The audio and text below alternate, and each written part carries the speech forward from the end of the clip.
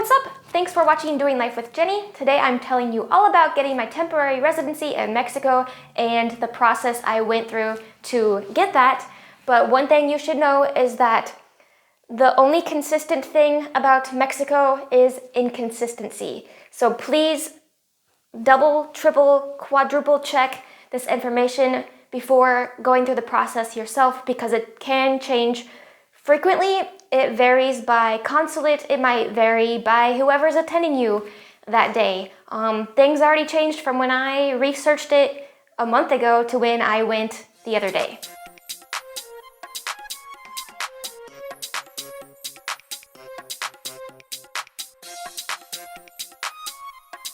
The first thing I did was go on the internet and find a Mexican consulate that actually does visas. Every consulate might have different services. Not all of them offer visa services because there are two consulates close to me. We have Chicago and Kansas City, both about 4 or 5 hours away, but those were not options for this particular service. So I chose Phoenix because I would rather go to a warm climate than I think the other option was Ohio or Michigan. No thanks, it's wintertime.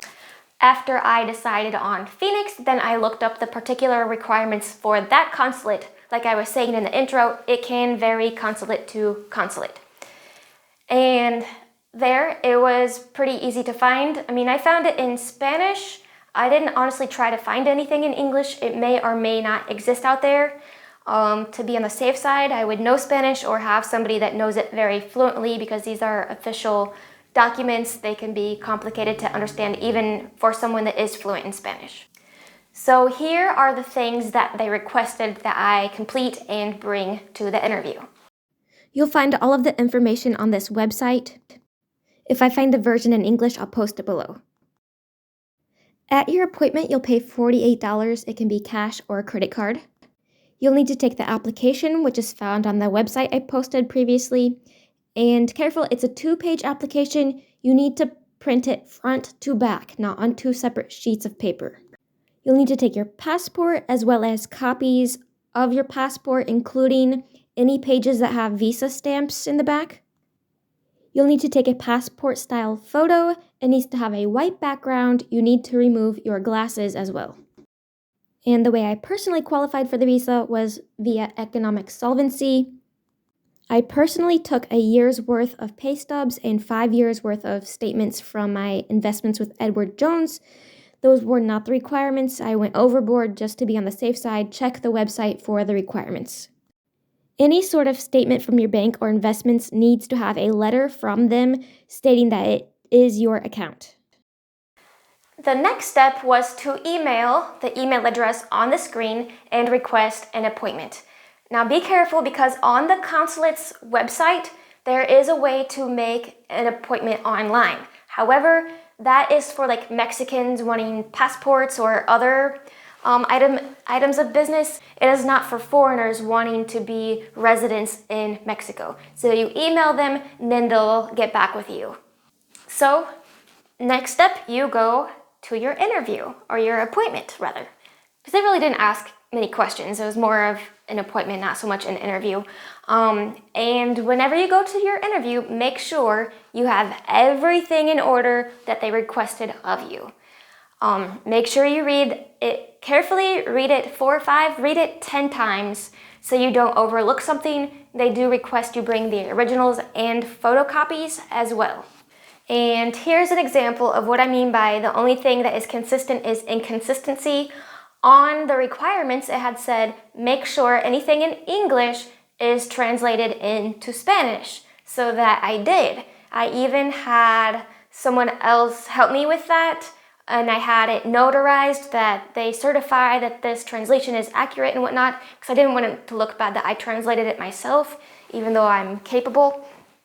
And she's like, you could have just brought this in English. I'm like, well, better to be prepared. So even though according to the requirements, I was supposed to translate it, she said otherwise, just have it translated, you just never know.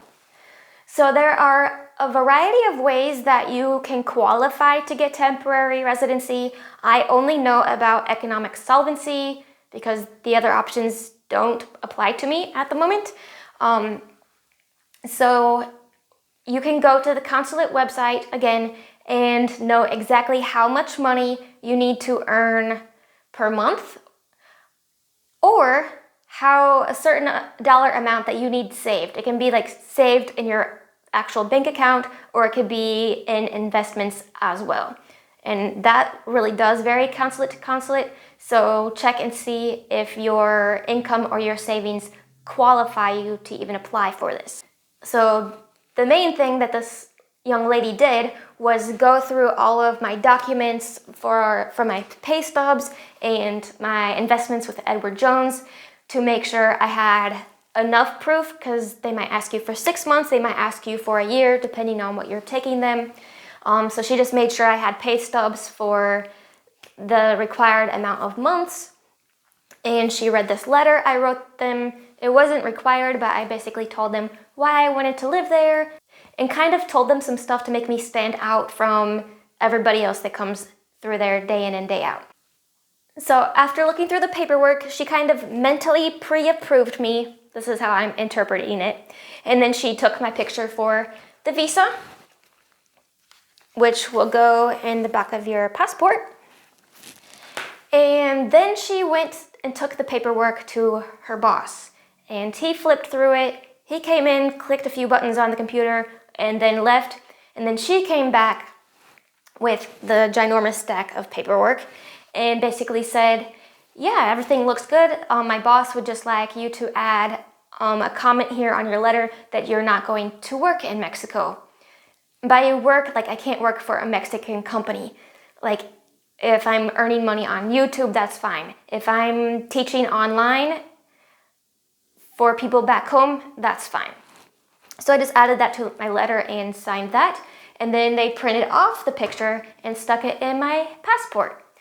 And then finally, she gave me some information and a form to do the second part of the process, which is once you get to Mexico, you have 30 days to get an appointment at immigration there and turn in some more paperwork, pay some more fees, and then they'll give you an actual residency card, and what they put in your passport would no longer be valid because you'll have your card instead. By the way, it was $48 for what they put in my passport. The website had said 42 or 43. So again, always double, triple, quadruple check, because things change. Like it could literally change while you're on the plane to get there. I'm not exaggerating. But again, for the last step, make sure you get your appointment at immigration within 30 days of arriving in Mexico, because this guy expires. Once you cross into the Mexican border, it expires after 30 days. And if you're going to go to a busy immigration office like Mexico City, you'll probably want to make your appointment before you even get to Mexico, just to make sure there's an appointment available within that 30-day window. But I'll give you an update with that second part of the process once I've gone through it myself. The last thing I want to tell you is that you don't necessarily need to speak Spanish to go to this first appointment at the consulate. The people that went in front of me didn't speak any Spanish at all. The lady working the visa counter did speak English. I spoke Spanish the whole time just because that's what I thought I was supposed to do, and two, just to kind of set me apart from the others too. I don't know, I kind of thought of it as like a college scholarship application or something, like you gotta set yourself apart in some way to be approved or get accepted. However, it is my understanding that for the appointment in Mexico to get the actual card that you do need Spanish. Pretty sure, don't quote me on that. If that is the case, you'll need to find someone that can go with you, or I'll leave this lady's contact information below. This is her job, is to help people with the visa process. She is amazing. She has been very helpful with my questions that I've had. So again, I'll leave her information down below. So yeah, I'm good to live in Mexico for 4 years, and then you have to renew or apply for a permanent residency. But thank you so much for watching. Let me know down below if you are planning to move to Mexico and kind of what your timeline is looking like. Thanks again for watching, and I'll see you in the next video. Adios.